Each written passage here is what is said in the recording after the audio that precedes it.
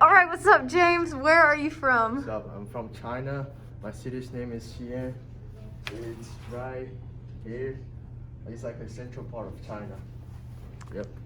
So legit. All right, what is your favorite tradition that you like to do in China? My favorite tradition, I would say, I like Chinese New Year the best. It's kind of like it's the biggest deal. It's like Christmas here, and we get gifts and we get red pocket money, which the elder people give the younger kids money for New Year to give best wishes.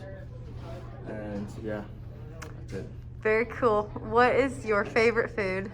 My favorite Chinese food, I have a lot of favorite food, but if I have to pick one, I would probably say the Chinese soup dumplings.